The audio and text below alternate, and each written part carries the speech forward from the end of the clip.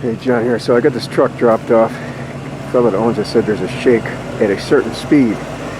Somebody told him it was tires because he had these big tires on here and they were mismatched, so he got new tires. They don't look new, but and that didn't do the trick, so I told him to bring it over, I'd look at it. I have a feeling it's U-joints, but I just started it up and noticed something. I was going to take it for a ride. For some reason he's got the axles in lock position. I guess I'll take it for a ride, see what he's talking about, the way it is, and then we'll take them back to free. I'm not sure why he's got it like that. I mean, there is snow on the ground, but it wasn't here yesterday, so let's see what this is. I was just at 4550. It's hard to tell. I mean, this is an old truck. It seems to be running fine, but let's see if we can get back up to speed here. I don't really feel anything wicked abnormal, but when I let off the gas, a little bit of chatter. I'm trying to hold it steady here. 155 now. I don't feel like there's anything wrong, but this ain't my vehicle. But I'll just keep messing with it, see if I can get it to, you know, he's trying to explain it as like at a certain speed it shakes or vibrates. So from my experience, well, I couldn't get it to act up no matter what I did. I drove it around. I couldn't get it to what he's describing as a shake or a vibration. But in my experience, it's usually U-joints at a certain speed. If things vibrate, it's usually a U-joint in the drive shaft. We're going to go in here and take a look at that. And also, I've had two other times. Once a 2000 Ford and a Chevy. 2002 Chevy. Both times this shake, or it's not really a shake, a vibration, it was related to just changing the differential fluid, did the trick. So let's go look at the drive shaft, and at very least we'll change the differential fluid because it's cheap to do, and probably the U-joints, because I just got to go based on what he's talking about because I couldn't get it to act up. So I'm underneath. First of all, this truck is amazing condition for its age. But this main drive shaft here, it doesn't look bad at all. And I got it in neutral of the vehicle, but I'm trying to get it to move, and I can see it move a hair, right? I mean, it's not clunking per se, but I can see it moving. Just a hair. The front drive shaft, let me take this thing off here.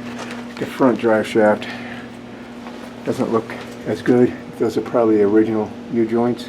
I don't know.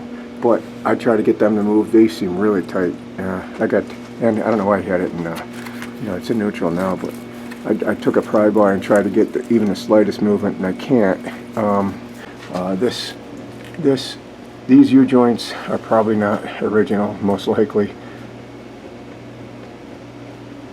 Can't really give you a definitive, like, oh yeah, there it is, but and it's hard to see on camera, but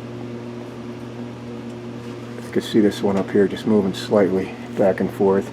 So they're easy to do. Let's just do the drive shaft, and we're just going to have to go on this guy's word that it you know, I couldn't get it to do it. It's intermittent, I guess. We'll just have to go on his word, replace them, and differential fluid, and send it back to him and see if it'll act up. And if it does, he might have some other issues that you know, without the symptoms you can't really diagnose it, but that's where I'm at. So let me do these U-joints anyways. So that fill plug came out pretty easy. Look over here. So it's the fill plug, but I wonder if it's over full, and if it's milky and some water got, oh yeah, it looks like it's hard to tell. It's hard to tell. I thought maybe it was like white milky, but that might be my light. It's hard to tell. I'm gonna do a sizzle test on this. If there's any water in that, I'll get something to catch this in. Let me get a cup of this stuff and let's look at it a little better. It was overfilled though, I can tell you that. So that might be an indication there's a little bit of extra stuff in there. I don't know. Let me, before I get too far ahead of myself, get something to catch this in. Just for the fact that it's overfilled by that much, I got a little on my wrench there, and we'll put a little bit on the heater. I just did it, and if you hear a sizzle,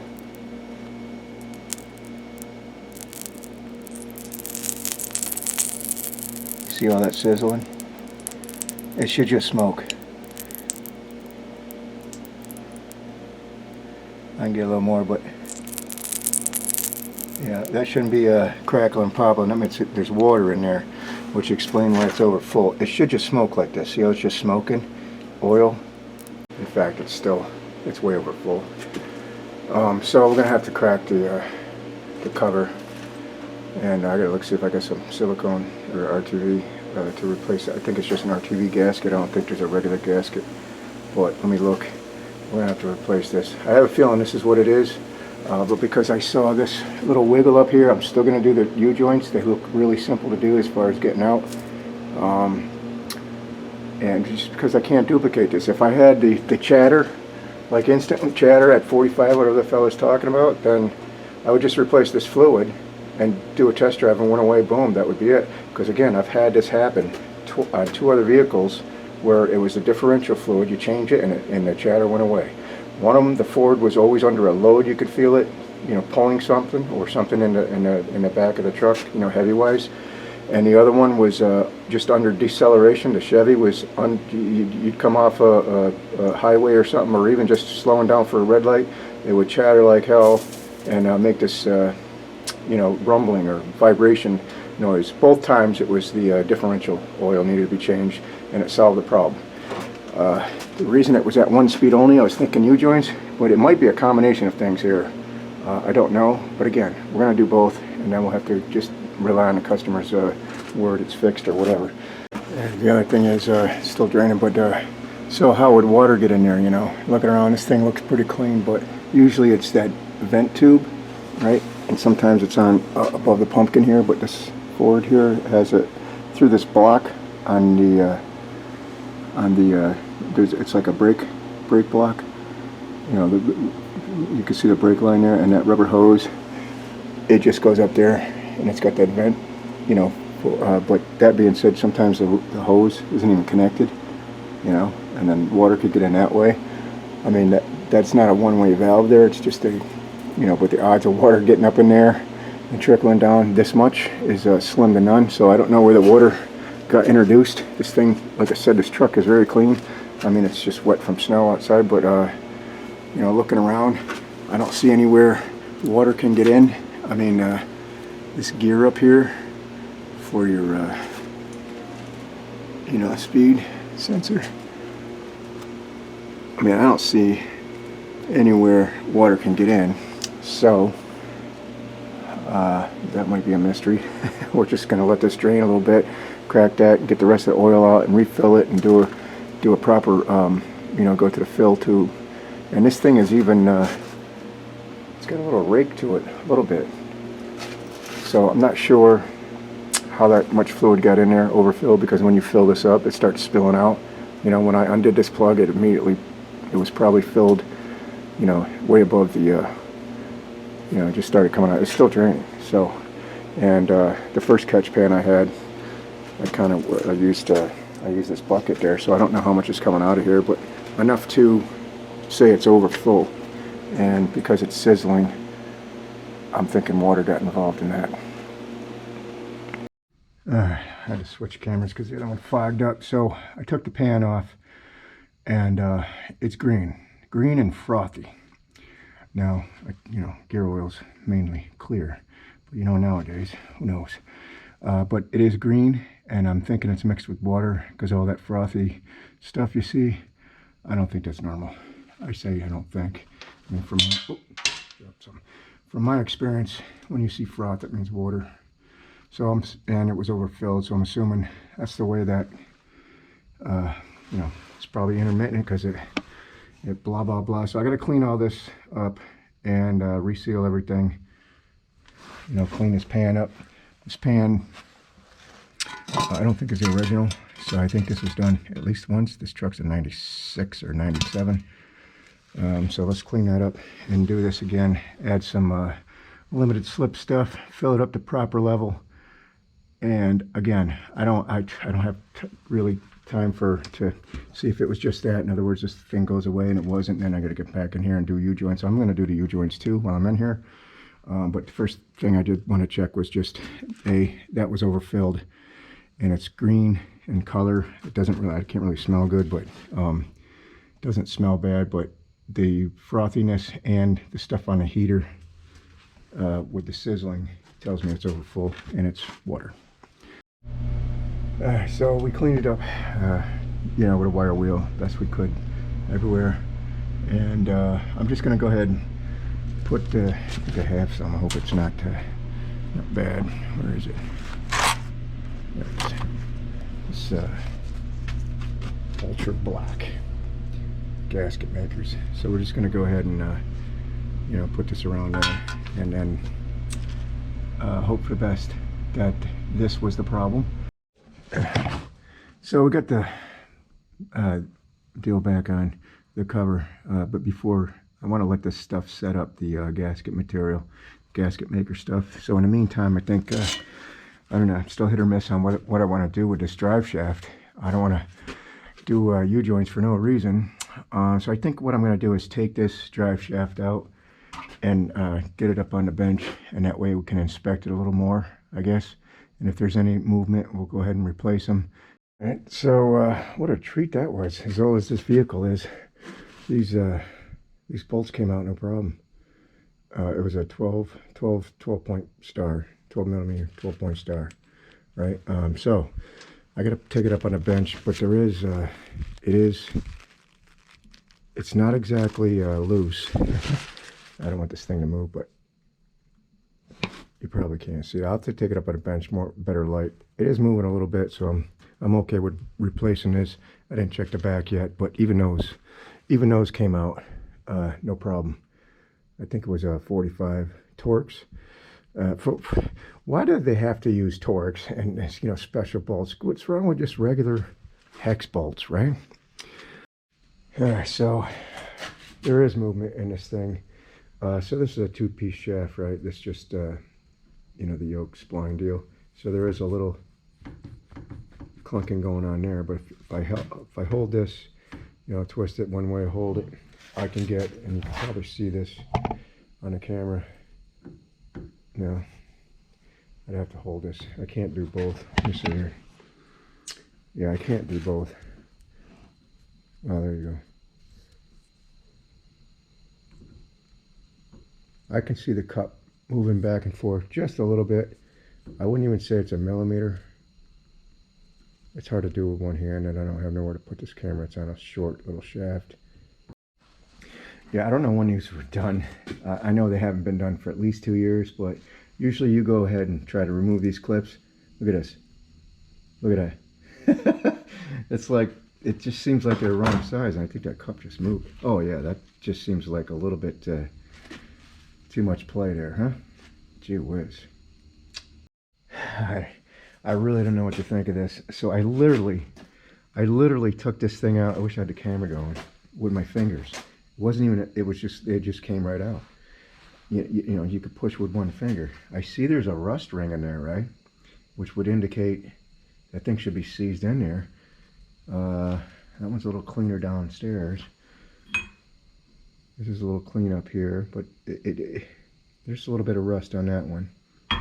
There's no way that, again, I've probably done 6, 7, maybe 8 drive shafts in my life.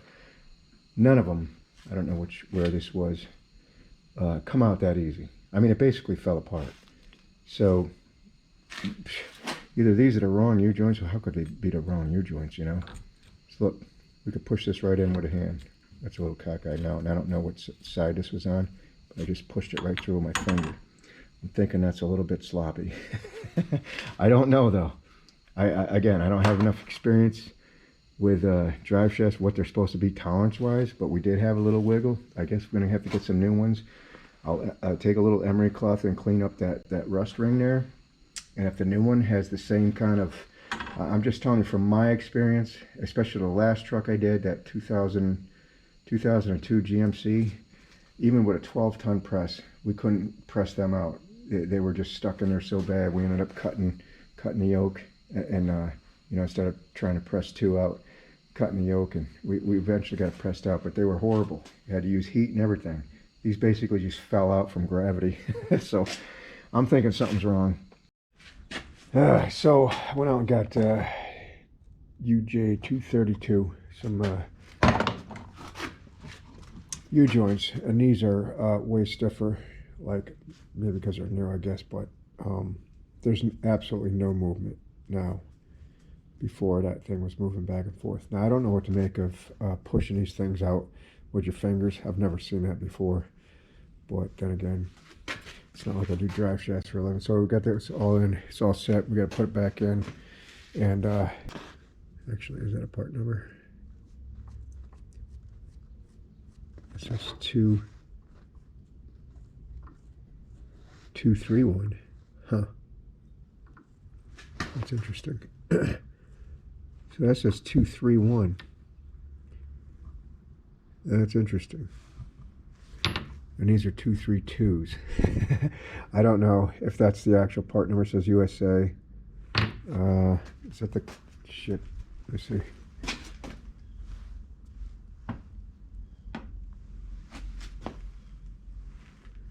I don't know if that's a part number or not. They look like the same U-joint, except this one is stiffer. I wonder. Now I wonder if it's just the wrong U-joint in there. 231. That's interesting. Huh. USA. Interesting indeed. Okay, the only thing I can think of here is perhaps the last person to do U-joints. Maybe they use some kind of rotary tool or a Dremel to clean out the holes, the cup holes, and got it out of tolerance.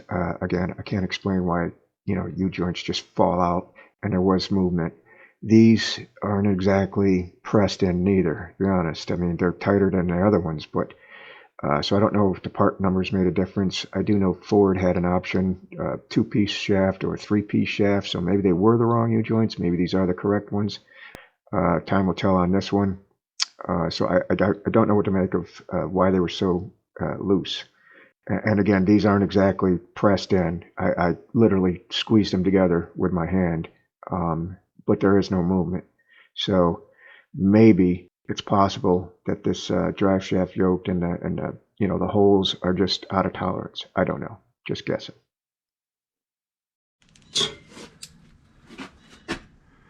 All right, we're all set. This has to be one of the easiest drive shafts ever. Those bolts, 4 bolts there. The reason I say that is because you can, you know, you start a, you know, one on this side, the saddle there, and then you can stick it up, and then, you know, set it back down, and it won't go further than the low point there. So you only have to have one hand to, you know, like I said, it's an easy gig. So that's in. We just got this funnel here, and utilizing this, I think this is a 350, so there's some room to get a quart of oil up on top and let it drain in. Hopefully that'll be all right. So I think we're going to add this stuff first. I've gotten the additive for the differential, I mean the friction, whatever it's called. And 1 quart so far, but I just wanted to show you the sizzle test, right? Try to do that sizzle test with brand new oil. It's not going to sizzle, hopefully. Oh, I spilled too much.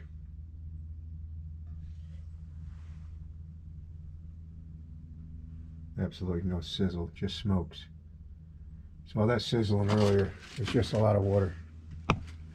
So it ended up taking, you know, with the additive, which I don't know what that was. I don't know how many ounces that was, but ended up taking three quarts. Got one left over. It's right there at the, I don't know if you can see that in there. So some people, you know, jack up like the side here, pull it up on a curb to get more in there. But I'm thinking, you know, it's basically right here at the level. So, you know, I don't see the need for overfilling it, but it was overfilled to begin with water. But anyways, that's where we're at. I'm gonna put the plug back in, take this for a test drive because we're about done here. All right, we're done here. I took it for a test drive. Of course, nothing. I couldn't get nothing before, but I'm gonna give it back to the owner, and hopefully he's gonna report there's nothing wrong with it. He's gonna let me know, and I'll just wait to produce this for a week or two, and then I guess, I don't know, I would lean towards the rear end, being, you know, with the water and the green, the frothy stuff, because like I said before, I've had 2 other vehicles had the same problem with the chatter, with the rumbling, when you know, so I'm thinking it's that, but then there was that little discrepancy with the minute movement in the U-joint, so that's why I did both. Anyways, thanks for watching. We'll see you next time.